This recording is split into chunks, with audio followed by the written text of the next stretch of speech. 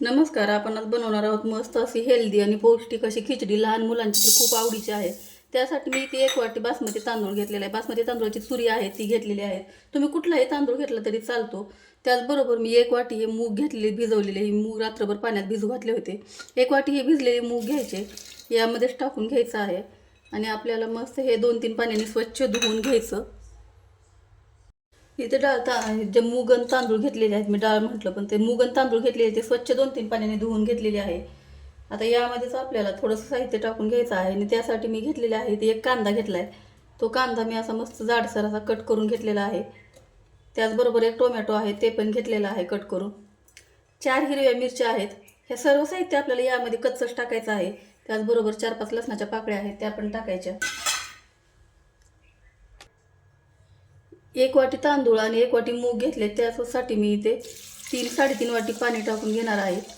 पाण्याचं प्रमाण थोडं जास्त टाकायचं. आपल्याला ही खिचडी एकदम सैलसर बनवायची आहे. याच्यात एक छोटा चमचा हळद टाकून घ्यायची. त्याचबरोबर लाल तिखट, तुम्हाला जितकं तिखट हवं त्या हिशोबाने तुम्ही तिखट टाकून घ्यायचं. मी इथे एक छोटा चमचा लाल तिखट टाकले, कारण हिरव्या मिरच्या पण टाकलेल्या आहेत.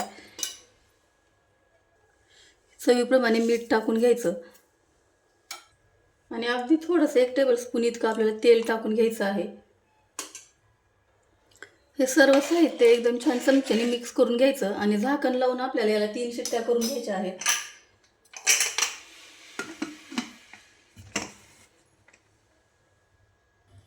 इथे गॅस चालू करून गॅसवर कुकर ठेवलेला आहे. आपल्याला 3-4 शिट्ट्या करून घ्यायच्या. इथे आपला कुकर झाला आहे आणि तो गार पण झाला आहे. आता कुकरचं झाकण उघडून घ्यायचं. तुम्ही बघू शकता किती छान अशी आपली खिचडी शिजलेली आहे. एकदम छान झालेली आहे, एकदम मस्त घट्ट झालेली आहे.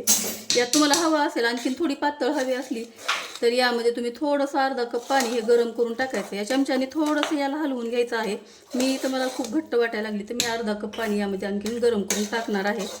थोडीशी घट्ट झाली, आणखीन गार झाली की जास्तच घट्ट लागते. चमच्याच्या साह्याने याला छान असं मिक्स करून घ्यायचं. सर्व टाकलेलं साहित्य यामध्ये मिक्स होतं. जे आपण टोमॅटो मिरची टाकलेली आहे ते एकदम छान हेल्दी खिचडी आहे. याच्यातच मी ते 1 कपभर पाणी आहे ते गरम करून घेतलेलं आहे, यात टाकलेलं आहे. याला छान असं मिक्स करून घ्यायचं आणि गॅसवर एक अर्धा मिनिट याला छान शिजायला ठेवून द्यायचं आहे. याच्यामुळे आपण टाकलेलं पाणी जे आहे ते यामध्ये एकजीव होऊन खूप छान पातळ होतं आणि चवीला पण खूप छान लागतं.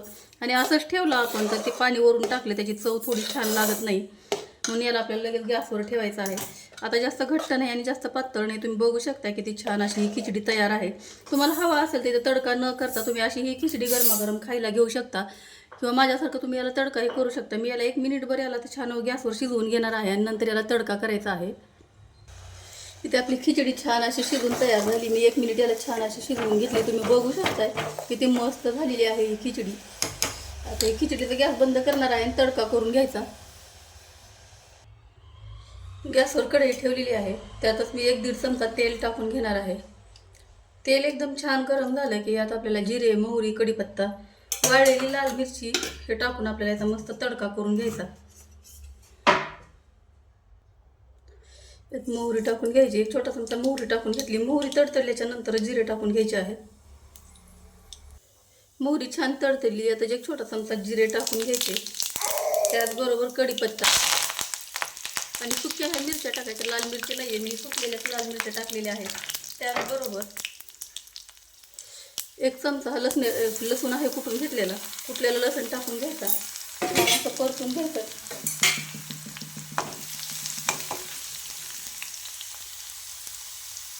आणि लसूण छान खरपूस झाला की काश्मीरी लाल मिरची टाकून घ्यायचं थोडंसं, आणि यामुळे आपल्याला छान रंग येतो. यामुळे खिचडीला रंग येतो आणि पटकन गॅस बंद करून ही तडका आपल्याला खिचडीमध्ये टाकून घ्यायचा आहे. तडका टाकून घेतल्याच्या नंतर छान असं याला मिक्स करून घ्यायचं. तुम्ही बघू शकता किती छान असा तडका बसलेला आहे. याला मिक्स करून घ्यायचं आणि मस्त गरमागरम ही खिचडी खायला रेडी आहे. त्यावर तुम्ही तूप टाकून खाऊ शकता किंवा असंही खाऊ शकता. खूप चवीला खूप भारी लागते आणि बनवायला खूप सोपी आहे, खूप हेल्दी आहे. आपण यात अख्ख्या मुगाचा वापर केलेला आहे, तर ही खाण्यासाठी खूप टेस्टी खिचडी तयार आहे. तुम्हाला जर ही व्हिडिओ आवडली असेल तर व्हिडिओला लाईक करा, शेअर करा. चॅनलवर पहिली वेळ असाल तर चॅनलला सबस्क्राईब करा. व्हिडिओ पाहिल्याबद्दल धन्यवाद. थँक्यू.